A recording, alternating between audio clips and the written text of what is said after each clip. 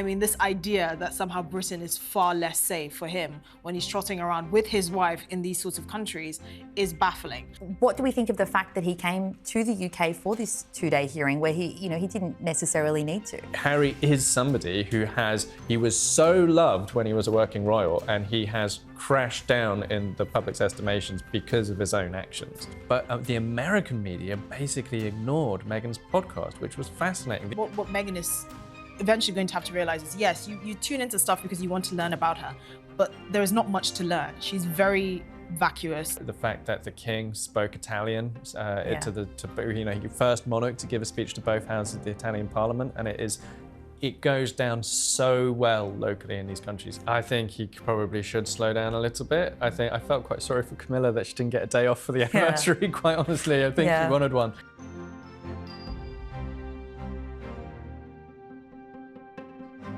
Hello and welcome to The Sun's Royal exclusive show. I'm Bronte Coy, news.com.au's royal reporter, and I'm filling in for your usual host, The Sun's royal editor, Matt Wilkinson, who's been off with the King and Queen in Italy this week. More on that in a sec.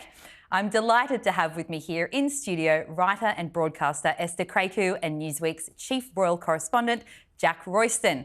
We've got plenty on the agenda this week, so let's dive right in. And we'll start with Prince Harry, who flew into the UK this week to appeal the Home Office's decision to strip him of his police bodyguards back when he quit royal duties. His lawyer says he's been singled out for, quote, different, unjustified and inferior treatment. They highlighted recent security incidents, and it was said that his life was at stake. What do we make of this case?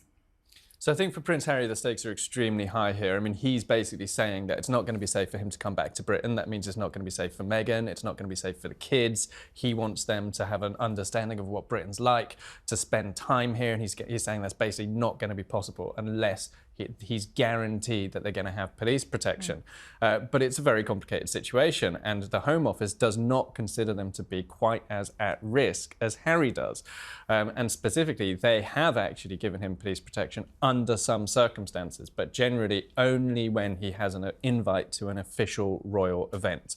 So, for example, when it was the Platinum Jubilee, they had police protection for Platinum Jubilee events only. Now, this was back in the day when they still had a UK home, they had Frogmore Cottage, and so Harry and Meghan, they went to a Platinum Jubilee event.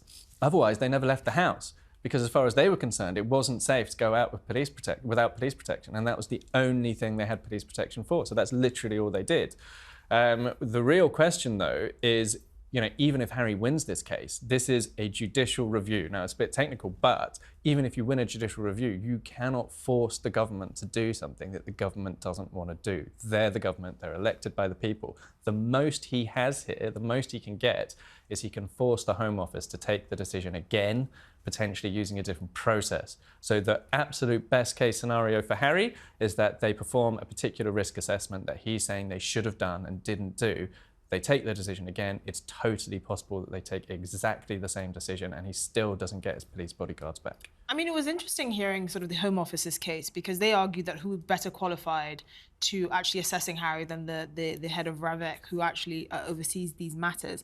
And it's also important to note that it's very unlikely, or it's very rare, for higher courts to appeal courts to overturn the decision of lower courts. He is, citing the fact that he's been singled out for inferior treatment. But this is a very unique case. No one's ever done this before. So I think him making this case that, you're treating me badly. Okay, by what metric? Where in history do we have, cases like this to reference against? And that's the real problem. It is also, in terms of public opinion, very strange, because this is someone who went to Colombia, who went to Nigeria, who's currently in Ukraine. I mean, this idea that somehow Britain is far less safe for him when he's trotting around with his wife in these sorts of countries is baffling. And also, just from a technical perspective as well, I don't think it was very wise for him to put his Taliban kill count in his book, because now we know that he has some sort of fatwa against him, and he's saying, he tried to make the case that this is one of the things that's showing that my life is at risk. Well, that's something of your own doing.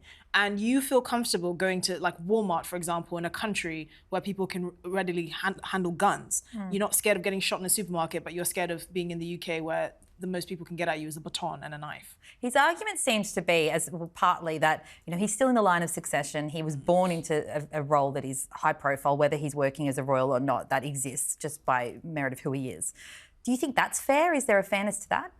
No, because then every second cousin, twice removed, will be trying to get some sort of police protection. And I think it's also important to understand how his status has changed. So he hasn't been stripped of it entirely. It's on a case-by-case basis, but that doesn't work for him. So his argument is if he wants to pop to the Cotswolds for a family holiday for 2 weeks, he should be able to have armed bodyguards, 24/7 on standby for when he fancies coming to the UK, which again, doesn't go down very well with the public. And I also think, there are people of his celebrity that you can draw parallels with, like the Beckhams, for example. They do a lot of work with the royal family. They're just as famous, certainly, as Harry and Meghan. And yet, when they're not in doing royal events with the King and Queen, they have their own private security. Why can't they do that? They certainly have enough money to pay for their own security. There are a lot of high-profile people that have to do it in the UK. So what is his argument there? I think one big difference between Harry and Meghan and the working royals is that working royals have to go to big public events where their presence is advertised in advance, and they have to do that as part of their job for the state. So that creates an opportunity where a terrorist could plan a terrorist attack. In order to carry out a terrorist attack or to attack someone, you need to know where they're going to be, and you need to know when they're going to be there, and you need to know it in advance so that you have enough time to work out how you're going to carry out this attack. So let's say Charles and Camilla visit a town and they're going to do a walkabout. Anyone can walk through the streets and see the crowd control barriers. They can see everything being set up in advance, and that creates an opportunity. So where we are as a country, where the British state is requiring the royals to do that and to put themselves in the line of fire, that creates a necessity for us to provide police protection to those royals. Harry and Meghan are in total control over what they do. They might well want to choose to appear in public, and they may well want to choose to advertise in advance, but they don't have to. The British state and British society is not requiring them to. And that is a major distinction. So Harry was originally given the police protection team on the basis of his role within the monarchy. And so he's saying, well, when I lost that role or gave up that role, I should have continued to get it on the basis of the risk and the threat level against me. So one example would be Salman Rushdie had a fatwa against him. He did get some police protection. So Harry is basically saying, I'm now like Salman Rushdie. But, the Home Office, this is what they're saying is, we're the experts. It's up to us to decide what the threat level is against you, and we do not consider it to be high enough that you need round-the-clock protection. You need protection when you attend royal events, but you don't need it when you're going to see your friends. When you're doing something privately, you don't need a police officer with you. What do we make of the fact, and you're talking about it here, when he turns up and makes himself a target at times, what do we think of the fact that he came to the UK for this 2-day hearing where he didn't necessarily need to? It was a really surprising decision. I mean, nobody really expected it. It was actually reported in The Sun for the first time the day before. And until that point, we had no idea he was going to come. And I actively thought he wouldn't. It's the first time he's attended any hearing in this case. I can only think his reasoning was he thought it might persuade the judge of how seriously he takes this. That, the judge would think, oh, wow, he really does consider himself to be at that level of risk. At the same time, though, this is a moment when he could have been attacked, especially because he came back for the second day. People might not have expected to see him at court on day one, but they would have expected to see him on day two. And there was actually a woman who started trying to kind of shout some stuff at him, and his security team had to step in and get involved. Look, Harry is somebody he was so loved when he was a working royal, and he has crashed down in the public's estimations because of his own actions. And so that, a lot of it is about what he has done and how people feel about his own decision making. And this is the appeal. So if this fails for Harry, where to from here in terms of his relationship with the UK? That will probably be the end of it. He'll probably have the whinge of the century. And if he needs to be in Europe, obviously just go to his base, the family's home in Portugal, and then conduct his operations from there, which would certainly be a blow. But I think one of the things that's working against him is the fact that judges often do consider public opinion when they're adjudicating on a case, not because that they have to, the public writes the letter of the law, but because it does set a precedent. Now, of course, you're never going to have the 1 second in line to the throne leaving the royal family in such a sensational manner, at least probably not, unless Princess Charlotte has plans of her own. But it is, in the public's eye, it does seem like he wants all the privileges without doing all the work. And judges are taking note of that because, you know, they might throw him a bone and say, okay, maybe the Home Office has to review how their process and they still come to the same conclusions, in which case we can't do anything for you. But ultimately, I don't think he has the public opinion working in his favor. And that's really the crux of the issue, I think. I think that losing this case ultimately could free Harry from this period of purgatory that he's inflicted on himself, because he has not been able to accept that this simply is the Home Office's decision. You know, the government do things people don't like constantly. That's why we constantly moan about the government every day. No one likes the government. They're the government. You know, you're not obliged to like them. You shouldn't expect to like them all the time. But he's stopped himself from adjusting to his new reality by convincing himself that he can overpower the Home Office and force them to do what he wants, and he can't, and he's not going to be able to. So when he eventually gets to the end of the road, I think he hopefully will draw a line under this and simply adjust to his new reality. And that might actually psychologically free him from the turmoil that he must be experiencing, convincing himself that he has to fight all the time, that he has to fight this decision, that, you know, he's hugely paranoid about why it was taken. He's convinced himself that it was, you know, people in the royal household, that it was the Queen's private secretary and his father's private secretary who, you know, didn't pass on his offer to pay to Ravik, you know, to the Home Office. He's convinced himself that it's basically a conspiracy against him.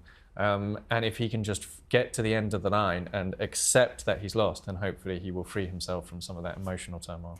And it was also revealed last night, you touched on it before, that he's made a stop in Ukraine to meet with veterans and war victims. What do we know about this visit? It was quite unexpected. Yeah, it was definitely impromptu. I'm surprised he allowed some sort of photo op because, you know, this is one of those things that he could argue he wanted to do in a private capacity as a former soldier and to lend morale and all of that, but he didn't. And I think it was actually very ill-advised, I think, because it came at a time where everyone's thinking, wow, if you're so unsafe in the UK, what business do you have to be in Ukraine? On the other hand, he could spin it as, you know, I'm going to put my life on the line to provide these soldiers with support, I suppose in his mind and according to his logic.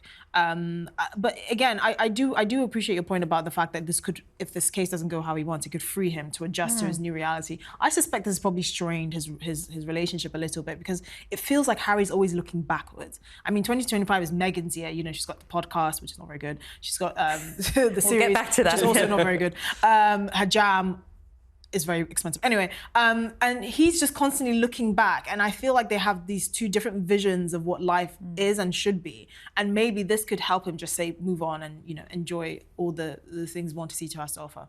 And you've just touched on it then as well. I do want to talk about Meghan's new podcast, Confessions of a Female Founder, because that also dropped this week. Now, TV critics were fairly brutal about With Love Meghan. And from what I've seen so far, it's a similar sort of scenario with this first episode of the podcast. Have you guys heard it? What did you think of it? I thought that it's interesting if you're interested in Meghan. You know, if you're somebody who loves Meghan, you get to find out some little bits and pieces about her life. She reveals that she had preeclampsia or postpartum preeclampsia after one of her pregnancies. We don't know which one, maybe both, who knows. So if you're interested in Meghan, it's basically a celebrity podcast. If you're fascinated by Whitney Wolfe Herd, you already know who she is and you want to hear everything she has to say about the world, then that's the interest in it. But it's not actually a business podcast.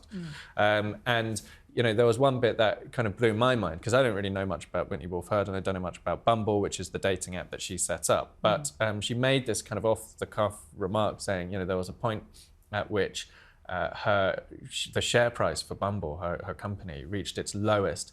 And she was fine with it because she realised, you know, she was wealthy on the inside because of all the things. Lighter. She felt lighter and, you know, all the things that were making her happy in her life, like her family and so on. But I then looked up the share price for Bumble and it's like, it looks like a cryptocurrency pump and dump scheme. It was trading at $75 a share in February 2021. It's now $4 a share. So in other words, if you invested 75 grand in Bumble in February 2021, you'd have 4 grand now. So, like, the fact that Meghan didn't ask any follow-up questions, like, what is that? Is there a salutary lesson there? Like, is this a cautionary tale about how not to run a company? Or is like, do we not need to care about share price? In which case, what do we think of the stock market collapse that's happening right now? Like, there's so much to unpack there from a business point of view, but because it's actually, like, the podcast is actually about their emotional relationship and friendship, and so they don't get into any of that, which would have been fascinating to hear, actually. Yeah. That's what I was going to ask. So what do you take away as the purpose of this? Because she did say it's going to be about taking you sort of behind the curtain and showing you how to build a business. So from what you're saying, my understanding, you don't think it's done that? It's got nothing to do with how to build a business, really. Like, there's a couple of small bits of advice. Like, Whitney Wolf says, don't sweat anything that you're not going to care about in 5 years' time. So fine, you know. But so Meghan, it was true throughout Archetypes. Like, she doesn't want to pressure her guests at all, probably because many of them are her friends. She probably already knew exactly how Whitney Wolf Herd feels about the complete disintegration of her share price, because she's Whitney Wolf Herd's friend. But we don't know, and she doesn't ask pressing follow-up questions because it's so softball. But if she wants people to be genuinely interested, this podcast could have been way better. Like, to whatever extent it did have some interest and some intrigue, it could have been way better if she'd gone more into, like, interrogating the subject. I mean, the episode was called The Evolution of the Entrepreneur. There's nothing in there about the evolution of the entrepreneur. Well, I don't think she can press any of her guests, mainly because they're her friends, but also I just don't think there's much substance going on upstairs. I mean, seriously, I don't think... But you can hire people for that, like hire a producer to tell But then her you what have to ask. admit that there's nothing in your head. I mean, this is the... So Meghan and people like Whitney who kind of move in the same world, and you can see they're very similar. They have this very romanticized view of, like, what a business owner is and what a female business owner is, as if you get, like, extra brownie points. And yes, of course, I listened to the whole thing and I didn't learn a single business lesson, which I find quite frustrating. There are loads of business podcasts out there that don't teach anything about business or starting a business or anything. I mean, I kid you not, at some point during the podcast, they talked about bottling up your essence and selling it. And that is the stuff of going to pop up on As Ever, the website. I mean, it's just, it sounds like vagina candles all over again, a la Gwyneth Paltrow. Vagina candles sold Goop. Like, vagina candles launched I mean, Goop. It wasn't a mistake. It was Yeah. marketing brilliance, but there's nothing anywhere near as, like, interesting or lively as vagina. But that's because it was controversial. I don't think bottling essence, there's no controversy And it didn't around really that. smell it very Exactly, much, yeah, thank yeah, God. yeah. I thought it was just going to smell like off-sardine. But I think ultimately, what Meghan is eventually going to have to realize is, yes, you tune into stuff because you want to learn about her, but there is not much to learn. She's very vacuous. She has a problem with word salad, I noticed. Maybe it's a California thing. But there's really not a lot of substance, to the extent that when she brings on someone who's actually done a lot with her own career and has had an interesting story to tell, she manages to make it as bland as humanly possible. And you really don't understand how. This is why I think actually stepping outside of the royal family was probably the best thing for her. Because when you are a member of the royal family and you're basically an ambassador for so many issues, you really have to get into the thick of it, and you really have to understand everything that you're doing. Princess Anne, for example, she's well known for being very well researched on all the sort of charities she's a patron of. She's very well versed in the issues that she is basically representing. Meghan doesn't have any of that. It's all just, you know, bottling your essence and being happy and not struggling. And just, if there's strength in being yourself. The magazines publish things about me, but, you know, there's strength in being yourself, as if you are not making money because the media are reporting on it. An incredible impersonation, by the way. I was transported for a moment to Montecito. Bottling your essence. And I was telling H. This is the funny thing, is that if she actually leaned into the subject, then it would take all this pressure off her to be this incredibly captivating, interesting, exciting person, because we do care about business. And, you know, she's leaned into this very niche, narrow element of it, which is being a female founder of a new company, you know, which is quite a narrow definition. But actually, like, loads of people invest in the stock market. You know, there's ways that you can expand that subject of business out and make it bigger. But this was one of the things that was so jaw-dropping to me about the Bumble share price issue, which is that Meghan is an investor. Like, people forget that, but Meghan has invested in various companies. So she's sitting there. She is the equivalent of the person who invested 75 grand in Bumble and lost all the money. Like, what does she think about a chief executive sitting there saying it doesn't matter that the share price crashed? Well, she clearly has no understanding of business. Bear in mind, I hate to remind everyone, this is an actress. Like, she didn't train as a chemist or as a doctor or as an engineer. She is an actress. So I think it's fair enough to say,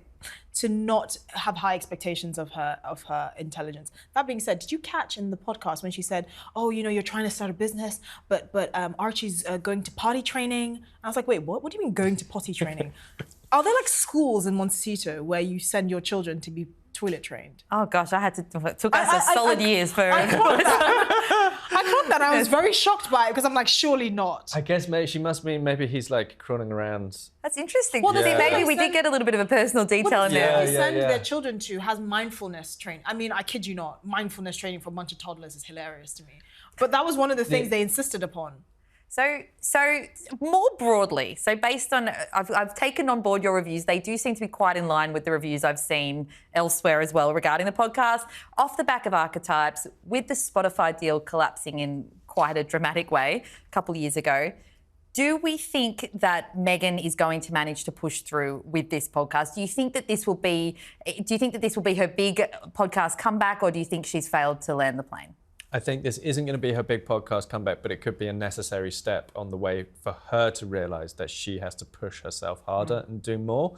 I think there's a bit of complacency that's creeping into the Sussex camp, where they went in all guns blazing, largely pointed at the monarchy. They did the whole royal bombshells thing. Ultimately, it destroyed their reputation, so they had to stop. They then stopped and realised they had to do something that was more comfortable, and they wound up with something very vanilla. So they've done incredibly dramatic but toxic. Now they're doing boring but safe, and they need to find a way, but also a motivation to push themselves into more daring television or podcasts that isn't a fight with the monarchy.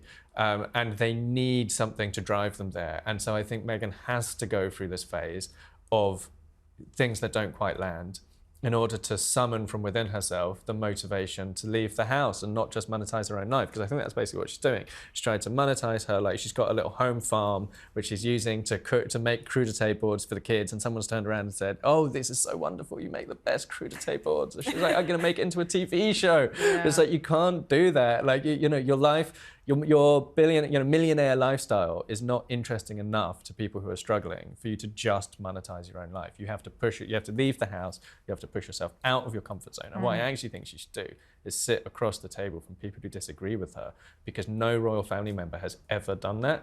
It's never happened. And if Harry and Meghan, I mean, you know, they will come up against, like Harry will come up against his temper, because he's got a real temper, and he will get angry with people who, you know, if he sits across from Conservatives, from Republicans, he will have to manage his temper.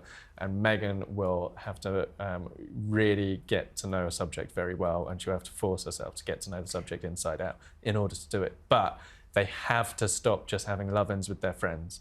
Like, it's so boring, and they can do better. Like, Meghan honestly can do better, and she just needs to aim higher. But in order to aim higher, she needs the motivation. She needs to feel the hunger, and there's just no hunger with them. And I think she needs to be comfortable with controversy. I think she's so scared of saying the wrong thing, which is interesting because she's become such a subject of controversy. I mean, the term Megxit is because of her.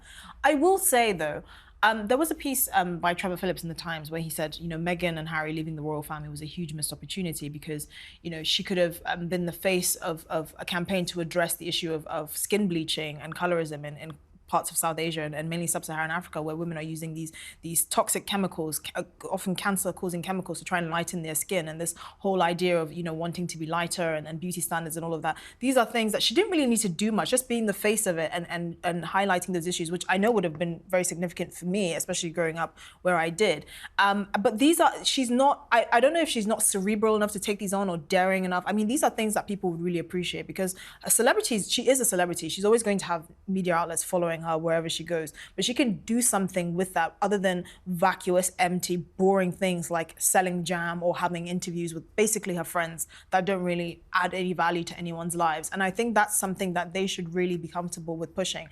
I mean, I think for Harry, one of the things that he was really saved by being part of the firm was the fact that his face was what sold anything that he did. So with his Santibale charity, when he started it, everyone was like, this is great, he's doing this in honor of his mother and all of that. In the time since, and obviously with this drama with Santibale, the fact that it's been revealed that he hadn't even been to sub-Saharan Africa, to Lesotho in 5 years, and this charity that he started, it was quite shocking, particularly to me, because I think, oh, so you're one of those people that starts something, puts your name on it, gets a few rich friends, and then basically ignores it and lets the little, you know, people in Lesotho and Botswana run it. And then somehow you have this clash with a chairwoman who seems to be doing things, at least.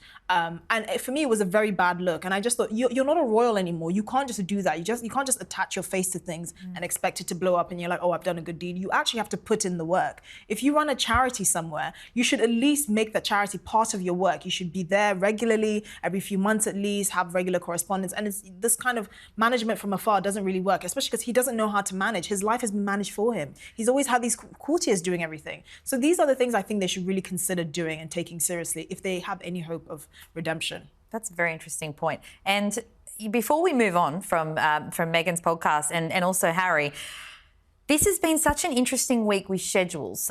We've obviously had this state visit from the King and Queen to Italy, which has been in the diary for a long time. We have had Harry's court case this week, and then at the exact same time, Meghan's podcast was released. What do we make of this scheduling clash?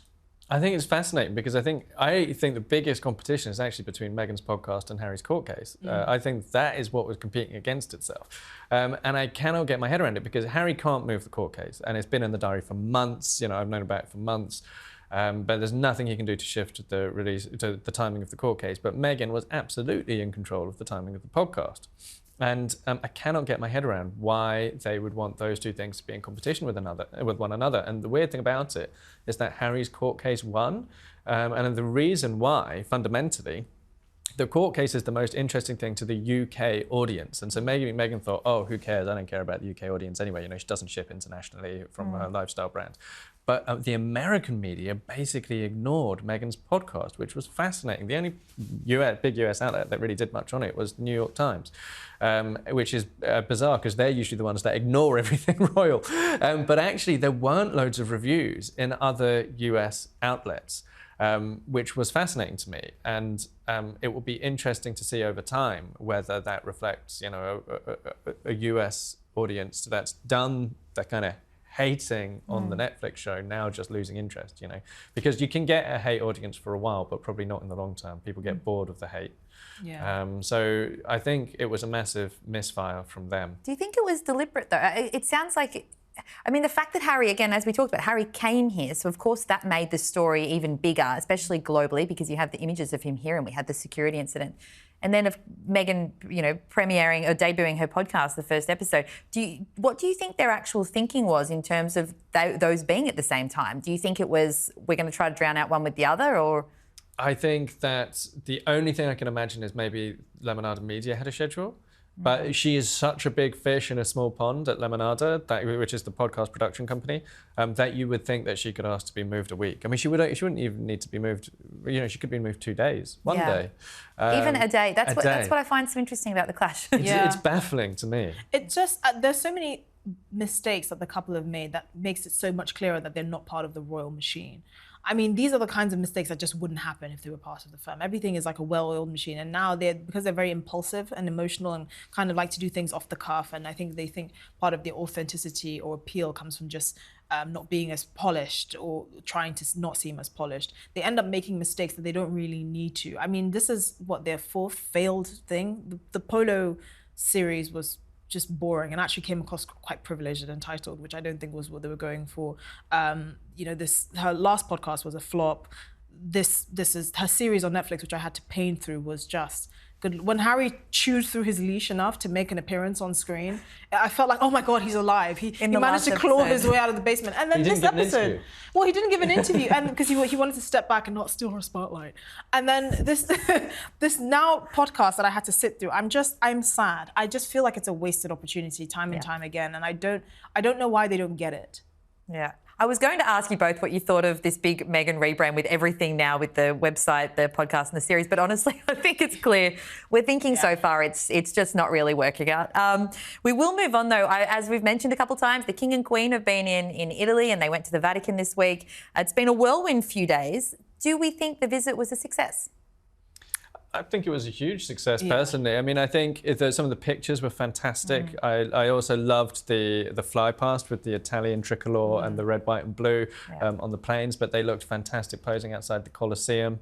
I think the fact that the king spoke Italian to your first monarch to give a speech to both houses of the Italian Parliament, and it goes down so well locally in these countries he visits when he's not just a few words here and there, but gives a proper chunk of his speech in the native tongue, or, you know, Italians will really respect that. You know, you don't get that from Donald Trump. You don't even get that from, you know, Democrat US presidents. It's not a thing. There was, I think, a recent Secretary of State who spoke fluent French, and that went down well in Paris. But it's so rare, and Charles can do it in France and Italy and Germany as well, and the Bundestag. Yeah. And it shows that care and effort. Yeah. You know, it takes time, and you have to get the pronunciation right, and it takes effort. Exactly. For the same for you. Yeah, and I think it shows that being a royal is actually a bit of a profession. Like, you are a professional ambassador, and I don't think people understand just how much training these people go through just to try and become fluent in other languages and to have different forms of communication. It's kind of like, you know, royal education a couple of centuries ago. Actually being able to speak different languages and being well read and being articulate, which William clearly is, and so is King Charles, is very important. And these things actually leave a lasting memory in people's minds. The British public are going to be grateful to King Charles that he went to Italy and didn't embarrass us and still showed the best of Britain, even when people in Britain don't feel like the best of Britain is upon us. And it's important to remember that's where the real value is, the soft touch that only he can do, really. Yes, and it's also come off the back of what was quite a recent hospital visit for him when he suffered this temporary side effects from his cancer treatment. These were 12-hour days. He really was, as we've just said, he was packing a lot in, he was putting a lot of effort in. Do we think he's taking on too much? How do we think he fared? I think he probably should slow down a little bit. I felt quite sorry for Camilla that she didn't get a day off for the anniversary, quite honestly. I think she wanted one. And I think he probably could have taken it a bit slower. But the other thing is that in the original programme, when they were going to have a formal visit to the Holy See to see the Pope, they did actually see him in the end, surprisingly. But in the original plan, when it was going to be built into the programme that they'd see him, the days were a bit more jam-packed within them.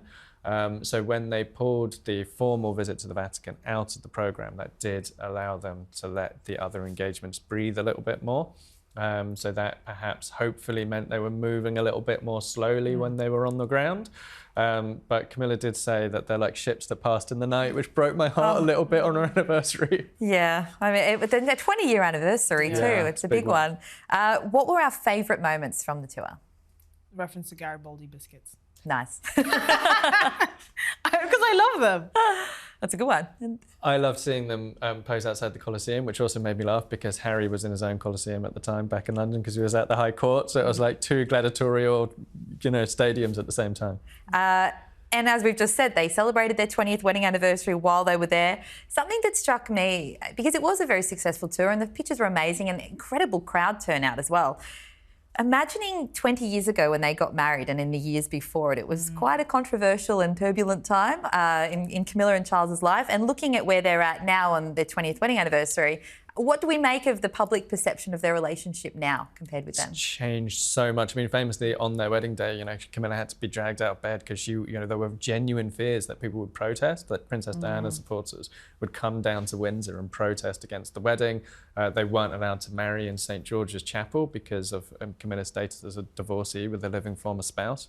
So that meant they had to get married, have a civil ceremony at the Guildhall, which the Queen didn't attend because she only attends church weddings, like by policy. So it was like they had to jump through so many hoops just to get married. And then also the palace had to release a statement saying she wouldn't become queen, she would become princess consort. Now you fast forward, not only has she obviously become queen, but actually the strength of feeling among the British public has died down so dramatically. And actually, you know, I think Camilla probably is earning the respect of more people, especially now that Charles is king, because people can see the need to have somebody who kind of, you know, helps Charles and energizes him and brings, a little bit of laughter into his life when he's a guy who basically, if left to his own devices, would probably do nothing other than work. And they always look like they're having so much fun together. Yeah, it's very cute. It's like watching best friends touring the world, which it probably does feel like that for them. I think people like to see themselves in the royal family a little bit, and I think the generation of people that were so angry about the dissolution of the disintegration of the marriage between Charles and Diana now just realize that it's part of life. Many of them probably went through a few divorces themselves, including Diana's brother. Diana's brother recently divorced. Exactly. So it's not. It would seem out of character or a bit hypocritical to hold on to that anger when a lot of people around them, probably friends and families, have all gone through something similar. And it's not like, you know, King Charles was philandering around. Camilla was his one true love, and because of the institution he was born into, he couldn't pursue that. I also think I mean, personally, I feel a little bit sorry for Camilla, particularly after Spare, because of all the people that book really painted in a bad light, I think Camilla really got the worst of it. She really got a beating with that book, and I think it was really quite undignified. I mean, I know that obviously William was really upset about what Harry said about Catherine, but I'm sure that King Charles was livid about what he said about his wife.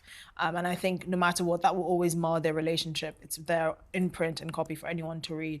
And I think that's quite unfair, given all the turmoil she had just to be in a relationship and eventually marry the king. I always thought that was quite interesting because it seemed like so much of Harry's drive over the last few years has been in defence of his wife. And so to then put yourself in a position someone where else's wife. Yeah, and no matter what the circumstances, to insult their wife. Clearly, they were going to have a fierce response also. And they're all related. This is all so men. fascinating because he probably thought, well, you know, have some of your own medicine. But this is how an escalating conflict functions, because then they get more angry with him. And that is exactly why nobody could solve the problem at Kensington Palace. It was an escalating conflict in which he was incapable of stopping escalating it.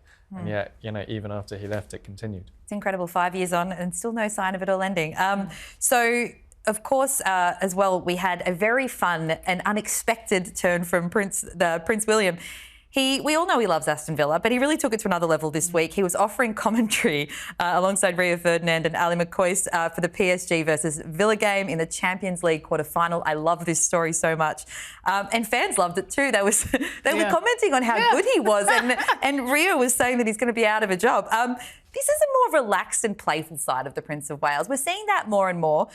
Do you think that this is part of a bigger strategy, or do we think he is just feeling more relaxed in his role? Well, he's president of the Football Association, so it is a formal part of his role, and it's easy to forget that because he presents himself as a fan, and I think there probably is something deliberate in that. But we know that he's been going down the pub to watch the football for a long time. There was a point when he went to the pub with the editor of the Sunday Times to watch a game, I mean, he was very, very convincing. He was talking about PSG, the team Aston Villa were playing, the French team.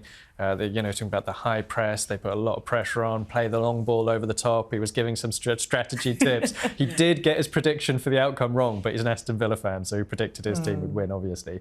But yeah, I think it was very convincing. I think he'll won a lot of respect from football fans for delivering a convincing. I was quite impressed actually, because my brother always complains about rubbish football pundits.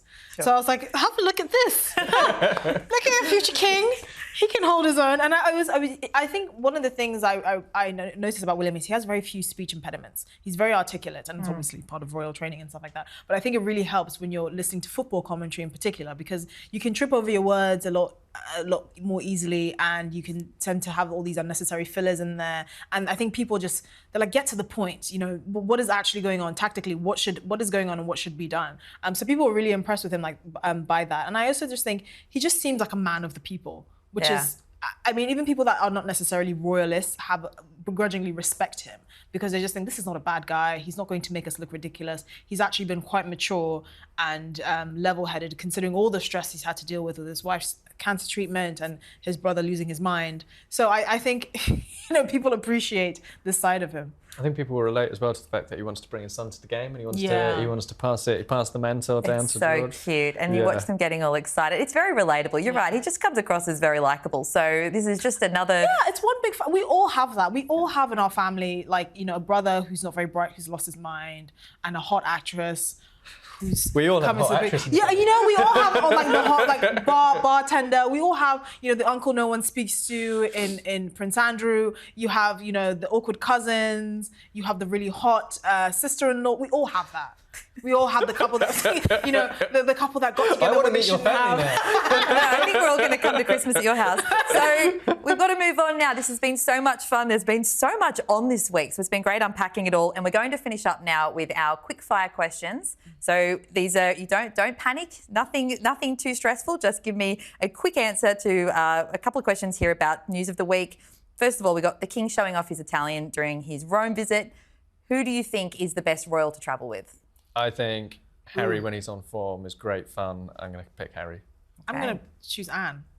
I think she'll keep us all on the straight. She's such a workaholic. I'll be like, where are we going next? And I have this in my diary right now. We're going here at 11 p.m. And yeah, it should be great. You want to go on a big working trip? Exactly. No, I'm not organized. I'm not as organized as her. So she was like, Although, have you seen the inside of her house? Her house looks like mine does. It's completely Really? messy. Yeah, she's Like got a bomb messy. site. Like Makes a me bomb feel site. better. Yeah, it makes me feel a lot better. Yeah. So, as we've just talked about, Prince William blew everyone away with his secret talent this week, the football commentary. Which royal would you want to watch a game with?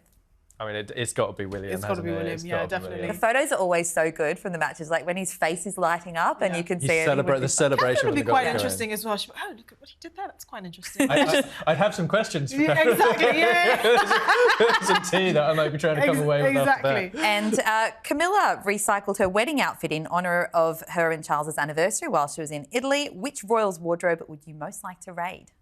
Oh, I suspect you might have different answers. Yeah, I don't think Kate's wardrobe would look that great on me, so I'm going to Really? go King Charles. Don't sell yourself I'm gonna go King short. Charles. I'd definitely have to have a tailor to make some adjustments, but yeah, the King has some great suits in his wardrobe. Yeah, So. Catherine. Yeah, I it's think gotta be. Well, but maybe the Queen, because I loved her bright colours. She was always very, she was very bold with her colour choices, which I loved. But Catherine has had some stunners as well, the gold outfit, the red, and she's had some moments. And lastly, Meghan, as we've discussed, has just launched her podcast. If you could have her interview anyone at all on it, who would it be? I'm going to double down on my comment that she needs to sit across the table from people who disagree with her, and so I'm going to say Donald Trump. Oh, you took mine. I thought you were going to say Catherine. Well, I would love to see that.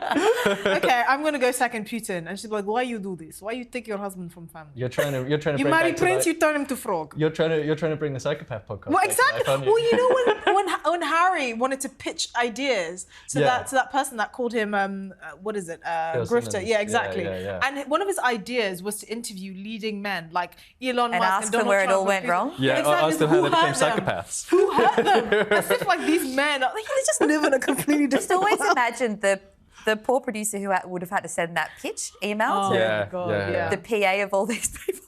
Anyway, wonderful discussion this week. It's been so great to have you on. Thank you so much for your time. Thank you. That's all we have time for on this week's Royal Exclusive. Thanks so much for watching. Please leave your comments as we do read them. And don't forget to subscribe so that you never miss an episode. See you next week.